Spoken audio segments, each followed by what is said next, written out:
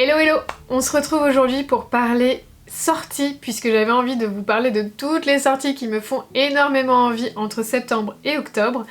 Vous allez voir, il y a beaucoup de romances, beaucoup de fantasy, pour ne rien changer. Et donc j'ai décidé de diviser la vidéo en deux. Je vous montre aujourd'hui toutes les sorties romances, qui sont toutes en anglais, et je garde plutôt la fantasy pour la vidéo qui arrivera dans 2 jours, puisque je ne voulais pas que ça soit des vidéos trop longues, comme vous le savez, je parle déjà pas mal, et donc j'avais un petit peu peur que ça soit trop tout dans une seule vidéo. Donc j'ai divisé en deux, et aujourd'hui on parle romance. Vous allez voir dans les romances que je vais vous présenter, il y a quand même un peu un thème sous-jacent qui est celui de la magie, puisque cet automne j'ai énormément envie de lire autour du spooky, du witchcraft, de la magie, des sorcières, de la Wicca. J'ai vraiment envie d'avoir un automne sous ce thème-là. Donc écoutez, vous allez retrouver ça dans pas mal des livres que je vous présente aujourd'hui. Vous allez aussi retrouver un amour des livres, puisque comme je vous l'ai expliqué il y a pas longtemps, j'ai aussi envie de lire des livres qui parlent de livres, puisque c'est vraiment ma passion, et donc écoutez, c'est pour ça que je vous présente ça tout de suite. Le premier livre du coup que j'ai envie de vous présenter, c'est The Book Swap par Tessa Bikers. Il sort le 3 septembre, donc il est déjà sorti, on peut déjà craquer. Il s'agit du coup d'un livre qui va parler d'Erin qui malheureusement vient de vivre une tragédie qui l'a laissée complètement bouleversée.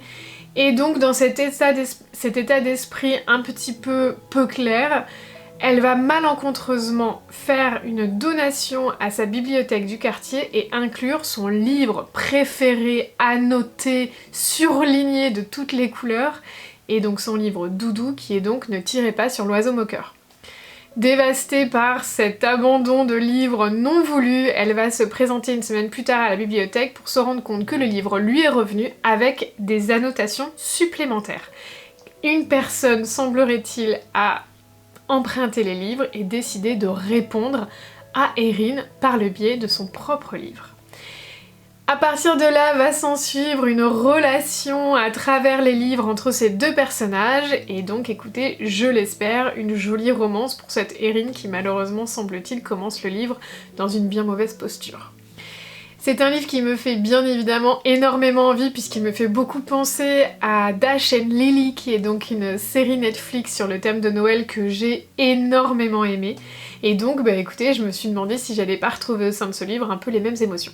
Le deuxième livre que j'ai envie de vous présenter, c'est Primetime Romance de Kate Robb. Désolée, j'ai mon petit portable, comme ça me permet de pas vous raconter n'importe quoi pour les noms des auteurs. Il est sorti aussi le 3 septembre, et là on est dans un tout autre domaine, puisqu'on va suivre Bryn, qui, à l'aube de ses 30 ans, est en train de divorcer, et donc vit carrément une période où elle se dit « je vais avoir 30 ans, moi qui pensais que mon happy ending était arrivé, et bien finalement non ». Et donc elle est un peu déprimée, et elle retourne du coup vivre dans son petit appartement en colocation avec son meilleur ami Josh. Le jour de ses 30 ans, arrive sur le pas de sa porte un gâteau d'anniversaire surprise qui n'a pas été commandé, qui est un peu arrivé comme par magie. En soufflant ses bougies, elle fait le vœu d'enfin avoir sa propre happy ending, et le lendemain matin, elle ne se réveille pas chez elle. En effet, elle va se retrouver plongée dans la petite ville de sa série préférée des années 2000 lorsqu'elle était adolescente, et il semblerait que Josh soit là aussi. Tous deux vont prendre du coup la peau de 2 personnages principaux de cette série, et il semblerait qu'ils ne pourraient rentrer chez eux que lorsque les 2 personnages auront enfin eu leur happy ending eux-mêmes. Écoutez, forcément ça a une petite touche un peu à la novel love story qui a été un énorme coup de cœur en août, donc celui-là me fait aussi énormément envie, même si là on n'est pas transporté dans un livre mais plutôt dans une série à la Virgin Rivers un peu. Donc écoutez, moi je me dis allons-y, on fait confiance à ce genre de livre. Le prochain livre dont j'avais envie de vous parler, c'est Perfectly Wicked, qui sortira le 17 septembre de Lindsay Lovis. Là, on va parler ferme, verger et magie, puisque nous suivons Holly et ses sœurs qui donc détiennent un verger et produisent le meilleur cidre du Maine, dans lequel il y aurait a priori un petit ingrédient secret magique qui lui donne tout son goût. Malheureusement, et malgré le fait qu'elles produisent ce cidre somptueux, leur verger a des difficultés financières et c'est pourquoi Holly va décider d'accepter une requête faite par Connor Grimm, qui est donc un présentateur de télévision qui a une série sur la chasse de fantômes. Vous savez, c'est ces séries américaines où ils vont dans des endroits hyper spooky et ils essayent de découvrir quel est l'effet paranormal derrière. Donc évidemment, cela va mettre Holly et ses sœurs dans une situation un petit peu compliquée, surtout que Connor Grimm a en fait entendu beaucoup parler du verger des sœurs et est bien décidé à faire la lumière sur ce qui se passe au sein de cette ferme. Donc écoutez, malheureusement ou heureusement, à nous de voir, Holly va quand même tomber a priori follement amoureuse de Connor et on va voir comment les choses vont évoluer. Je pense qu'il y a vraiment moyen que pour la période de septembre-octobre, ce soit quand même une romance vraiment mignonne, en plus dans le thème comme ça des pommes, du verger, etc. C'est vraiment l'ambiance de saison. Le prochain livre que j'avais envie de vous mentionner, c'est Rewitched de Lucy Jane Wood qui sortira le 19 septembre. Là, on suit dans cette histoire Belladonna, qui est une jeune sorcière qui va bientôt fêter ses 30 ans et qui malheureusement, semblerait-il, aurait plus ou moins perdu sa magie. Ou en tout cas, ça fait un petit moment qu'elle ne l'a pas vue. Malheureusement, pour ses 30 ans, elle est demandée par son coven de venir passer... Il lui est demandé, pardon, par son coven de venir passer une épreuve afin de montrer ses pouvoirs et qu'elle fait bien toujours partie de la communauté des sorcière et donc elle commence un peu à flipper puisqu'il ne lui reste donc que le mois d'octobre pour essayer de retrouver sa magie et donc de pouvoir faire ses preuves auprès de ses sœurs. Tout ça tout en travaillant dans une librairie que son boss complètement toxique est en train de mener vers la faillite, mais aussi de faire attention de ne pas tout montrer aux gens qui ne possèdent pas de pouvoir. On va dire que Belladonna est vraiment en burn-out dans une situation pas possible. Elle va a priori essayer de se reposer sur les femmes qui sont autour d'elle dans sa vie, mais aussi auprès d'un homme qui serait là a priori pour prendre soin d'elle, la protéger, la surveiller. On ne sait pas trop. Écoutez, à suivre. Le prochain livre dont j'avais très envie de vous parler, c'est Nothing Like the Movies de Lynn Painter, qui est donc le tome 2 de Better Than the Movies, que j'ai lu il y a très peu de temps et qui est déjà sorti en français pour le coup, donc n'hésitez pas à foncer parce que c'est vraiment une romance tellement adorable entre deux adolescents que tout oppose mais qui vont donc se lier d'amitié afin d'aider donc la protagoniste de l'histoire qui se nomme Lise à faire chambouler le cœur de son crush. Écoutez, dans cette histoire, donc dans le tome 2, sans trop vous en dévoiler, on va suivre à nouveau les deux personnages principaux dans une toute autre affaire puisqu'ils commencent leur vie universitaire. Et il semblerait que nous ne soyons pas au bout de nos peines sur leurs déboires amoureux, clairement. Donc écoutez, moi, le premier m'avait énormément touchée puisque c'est une vraie ode à tout ce qui est comédie romantique et j'adore les comédies romantiques. Donc il y avait énormément de références et ça m'a beaucoup plu. Il semblerait que la suite en soit tout autant truffée, donc j'ai très hâte. Il sort le 24 septembre, je suis pas sûre de l'avoir mentionné. Le dernier livre que je voulais vous présenter, c'est The Wedding Witch de Erin Sterling qui sort le 15 octobre. Là on est encore dans une toute autre ambiance puisqu'on va suivre Tamsin et Bowen qui sont donc deux personnages qui vivent dans un monde dans lequel la magie est connue. Bowen est un sorcier un petit peu broody qui adore tout ce qui est ancienne magie, un peu sombre, et qui aime bien surtout rester dans son coin.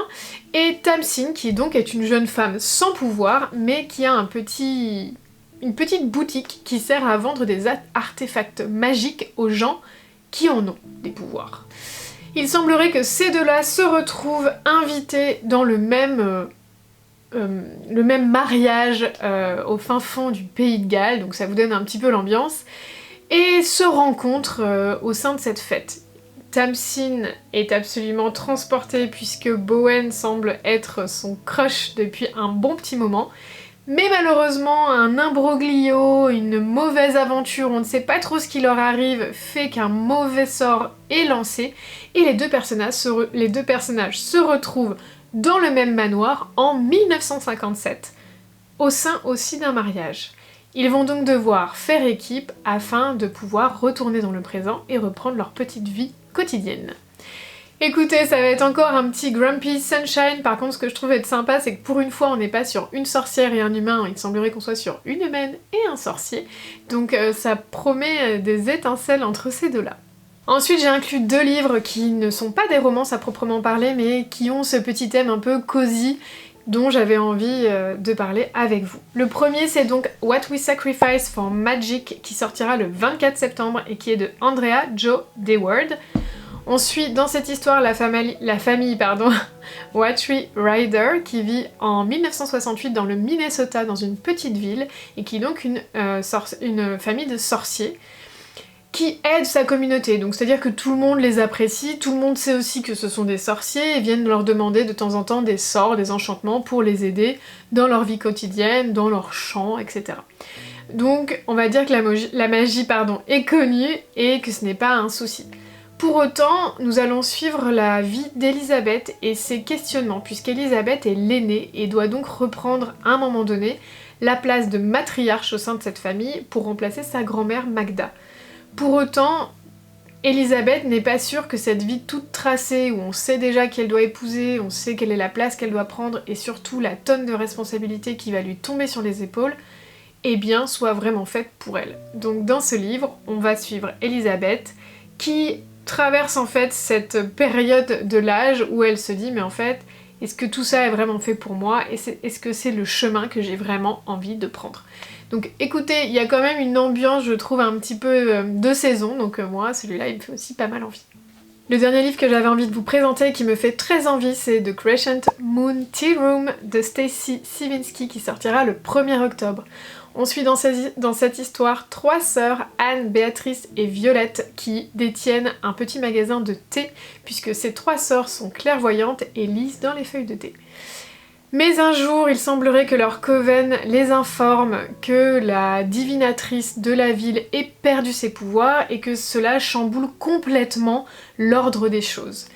Les 3 sœurs vont se retrouver prises dans des situations très différentes, l'une développant énormément de pouvoir, l'autre développant plutôt son écriture, et d'un coup est la cible d'une maison d'édition, et la dernière va plutôt se retrouver appelée par un cirque qui est aux abords de la ville et apparemment un peu envoûtée par un certain trapéziste. Les 3 sœurs vont donc commencer petit à petit à s'éloigner les unes des autres et il semblerait donc que la malédiction qui pèse sur leur famille qui avait dit qu'elles seraient séparées soit en marche. On va voir ce que ces 3 sœurs vont faire pour annuler le mauvais sort et être sûres d'être toujours soudées puisque c'est ce qu'elles sont depuis la perte de leurs parents. Et donc écoutez, cette histoire de famille sur un ton de magie et de thé me fait évidemment beaucoup envie. Et voici, c'est fini pour les livres sur la romance, c'est tout ce que je vous présente aujourd'hui. Je vous présenterai la suite dans la prochaine vidéo sur les livres de fantasy. J'espère que cela vous aura plu. En attendant, je vous souhaite de passer de très belles lectures et je vous dis à très bientôt. Bye bye!